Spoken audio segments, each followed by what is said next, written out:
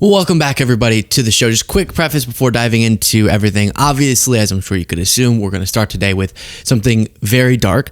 I also acknowledge and have had people mention to me that not just even, but especially in the dark times, what we try to do on this show is bring some lightheartedness to stuff, induce some laughter and joy, because we have to. Otherwise, we're all going to go insane, especially as horrific events happen like what happened yesterday. And so what we're going to do is cover the first two stories with all the seriousness they deserve, a very grave topic, and then specifically plan stuff that can bring some joy back into today's show as we go through very difficult and horrifying times. So just a note on that, starting with, of course, the manhunt that is still underway. We're past 24 hours later, and there's still a manhunt underway for the person who horrifically murdered right-wing activist Charlie Kirk at an event at Utah Valley University. And I'll just give one other little disclaimer. Whenever we're doing not live coverage, but covering stuff and then publishing it, things can change.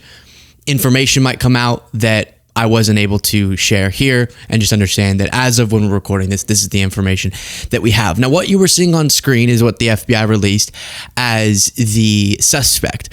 We do have to be cautious, though, because they've already, I think, twice apprehended and then released at least once someone who was a suspect, and they realized that wasn't the right person. There's been a lot of chaos already.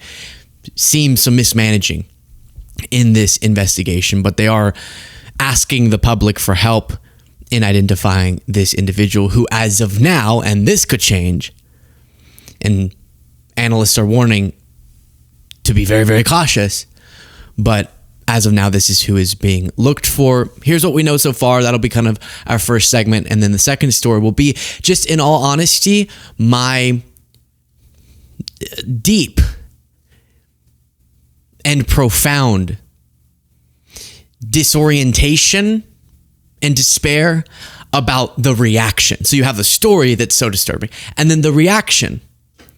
On one end, people who purport to be of a similar ideology as me, people who disagree a lot with what Charlie Kirk stood for, but who see that as some reason to justify horrific violence like this.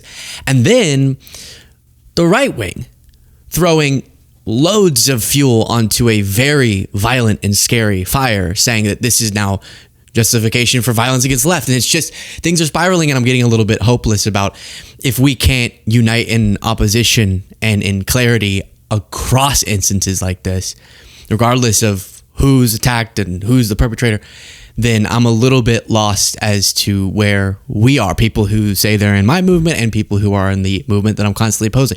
It's going completely haywire. But that will be the second segment. Let's just talk about what we know. And my honest reaction, I woke up this morning shocked. Just shocked that still the suspects at large, given, I guess, where it happened, how it happened, in public view, and it being described as someone of a college age, for them to be getting away with it this long is pretty scary. And as of when we're recording this, we really don't know where that person is. The Associated Press reports the FBI released two photos of a person of interest in the assassination of Charlie Kirk, a close ally of President Donald Trump, who played an influential role in rallying young Republican voters. The shooter, who fired a single shot from a distant roof, remained at large and unidentified as of Thursday, nearly 24 hours after the investigation, or into the investigation. The release of photos of a person in a hat, sunglasses, and long sleeve black shirt, as well as a $100,000 reward for information leading to an arrest. Investigators were sifting through potential clues, including a palm print, shoe impression, the rifle that was used, wrapped in a towel in a wooded area. Besides the spent cartridge recovered in the chamber, 3 other rounds were loaded in the magazine. The weapon and ammunition are being forensically analyzed by law enforcement at a federal lab for clues that could help identify the shooter or the motive. I will just show you some of the videos. Again, it being caught on video. Whoops, my computer's glitching.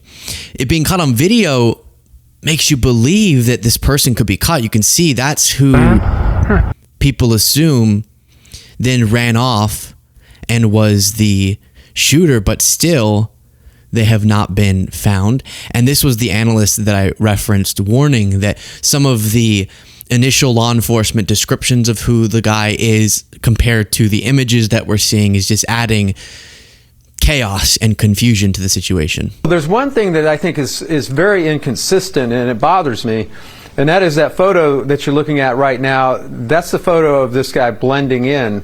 The description that the FBI put out, the description you just heard on that radio, was a description of someone who was in tactical gear, fully kitted out, it sounded like. Now, granted, he could have hit all that stuff, but that hasn't been found.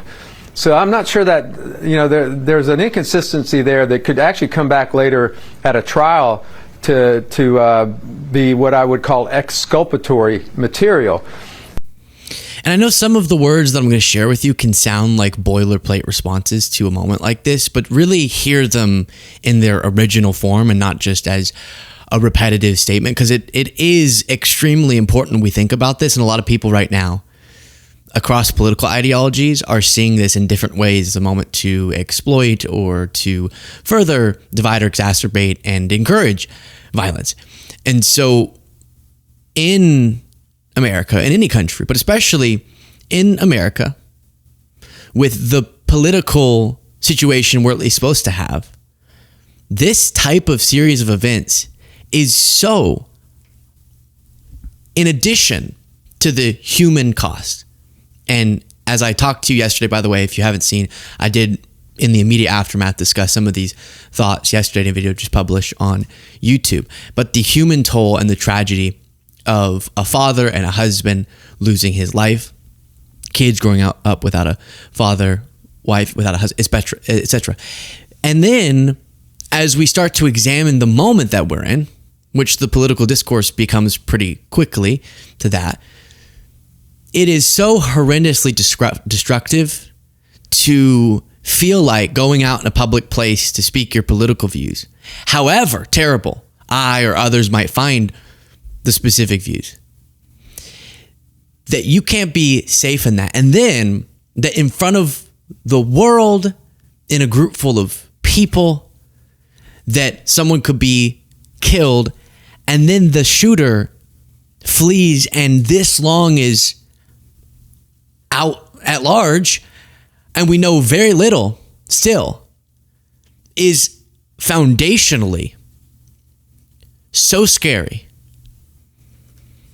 And hopefully, and I believe it will happen, but hopefully this person is ultimately apprehended and held fully legally accountable. This you can see demonstrated. This was obviously someone with some level of training and knowledge to shoot from this far away off of a rooftop, as the person did. And then I told you this yesterday, but I'm very mindful of only speaking about what we know for sure with such an intense, horrific event, because with mass shootings, with assassinations, there's always swirling theories, speculation, and sources saying this from inside law enforcement, sources saying this, and then people jumping to conclusions.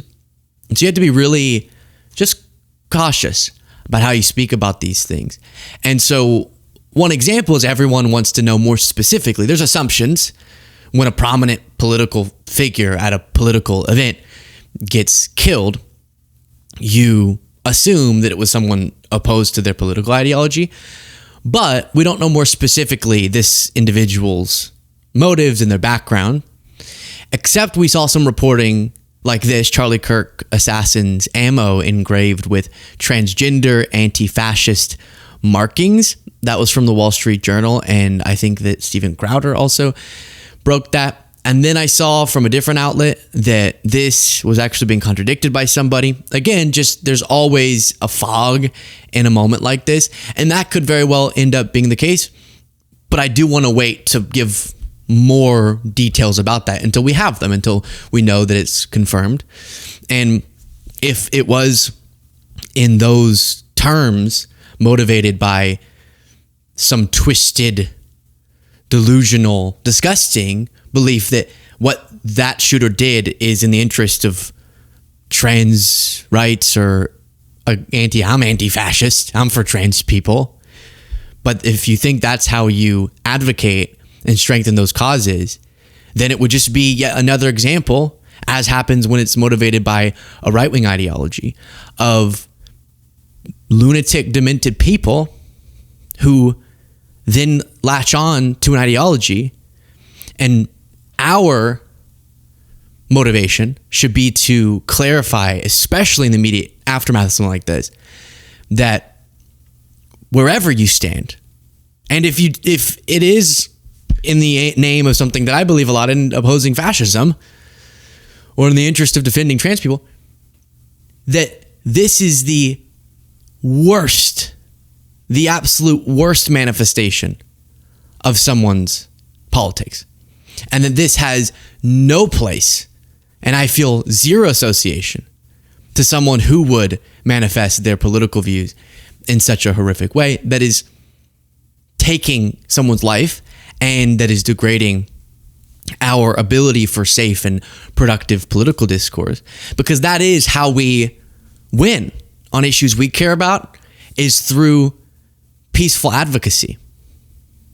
I said this, and I'm going to repeat it a lot in the next segment when we look at reactions. But if we don't stand by the principles in our response to this murder, because people believe, or we characterize Charlie Kirk as someone who didn't stand by our principles, then what are our principles? Then what is it that we're standing for if it's not a peaceful, productive, democratic process where people, however bad we find their views, can go out and safely share them? And again, I'm going to explain that a lot more. But that's where things stand. There's some swirling information about what was written on the rifle or something as the Wall Street Journal, and there's some backtracking on that. I'm sure very soon, maybe even by the time this video is published, we'll have a confirmation on that. And my take essentially stays the exact same regardless. But I do want to wait until things get confirmed to bring them to you. And I'm sure I'll give you updates later on.